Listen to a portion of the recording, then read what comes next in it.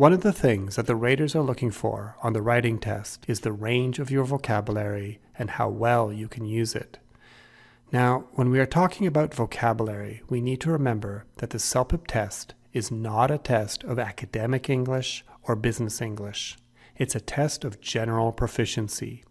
That is, the kind of English you'd use in ordinary, day-to-day situations.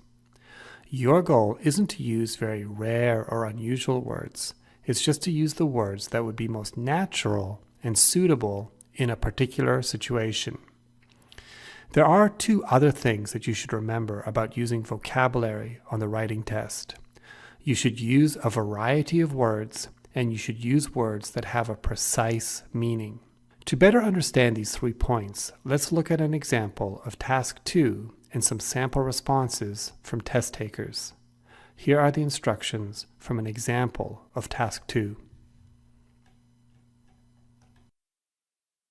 Alright, now let's take a look at some sample responses from test takers to help us understand what raters are looking for in terms of vocabulary. Let's start with the first point, using words that are natural and suitable in a particular situation.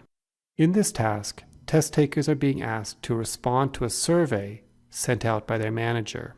It's a good idea to express a degree of respect toward your supervisor. However, in Canada, the language we would use in this situation would be fairly informal. We'd probably address our manager by using his or her first name, and we'd likely start off by saying something like, "Hi, David." Some test takers make the mistake of using language that is too formal for the situation. Take a look at how this test taker started his response for this task. "Respected sir" is far too formal here. It also sounds a bit old-fashioned. As I mentioned earlier, something like "Hi, David" would be fine. "It shows your dignity and how much you care" also seems out of proportion to the situation. The manager is asking employees to share their opinion about an issue that is causing some disagreement.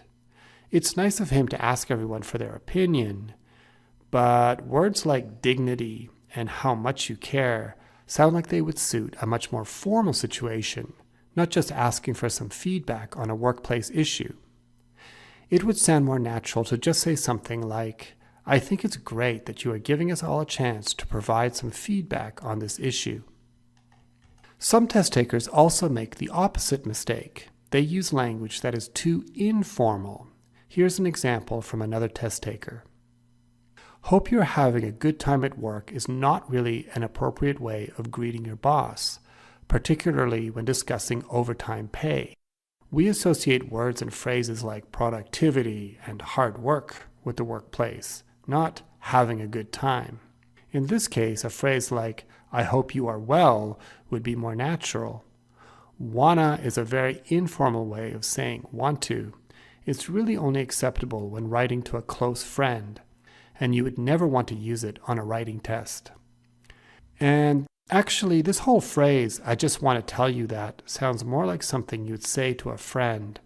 It really doesn't belong in a message to your manager. Let's move on to the next point, the importance of using a variety of words. Sometimes test takers use the same words or phrases over and over again. Whenever possible, you should try to show the raters the range of your vocabulary. If you find yourself repeating certain words or phrases, see if you can think of a different way of expressing the same meaning. Here's an example of this problem from a test taker. This test taker has repeated the phrase, "do some saving." Instead of using the same phrase twice, the test taker could have used this opportunity to show the range of his vocabulary and said something like, "It will be easy for the employee to put aside some of his or her salary for a rainy day." There is another thing to consider when it comes to showing the raters your ability to use a variety of words in your response. You should try to avoid repeating the words that appear in the instructions. It's much better to come up with a new way of saying the same thing. Here's an example from a test taker. Now, the phrases "extra money for each hour" and extra money as a bonus once a year if the company makes money have both been copied from the instructions. See? Here they are. It's not wrong to copy words from the instructions. If you can't think of any other words to use, don't worry about it. However, it is going to impress the raters a lot more if you are able to come up with some different words. Instead of extra money for each hour, the test taker could have said something like at a higher rate for each hour. And instead of extra money as a bonus once a year if the company makes money, she could have said an annual supplement if the company is profitable. That would have demonstrated for the raters a much wider grasp of vocabulary. Okay, now let's move on to the last point, using words that have a precise meaning. You want to avoid words with a vague or general meaning. It's better to use words that will express a specific meaning. This will help you develop your ideas more effectively. Let's take a look at an example of a sentence that lacks precision. A test taker wrote, saying that one prefers a particular option because it is more helpful isn't very helpful. It's not going to help the raters to understand why someone thinks it is better to be paid for overtime. It would be an improvement to be more specific and say something like, by using words that contain specific details, we can develop the reasons that support our preference. Sometimes imprecise word choice can also be a bit confusing. Consider this example from a test taker. I think we can figure out what the test taker means by tiny things. He means something like simple tasks. But tiny things also sounds like it may refer to small objects, which is momentarily quite confusing.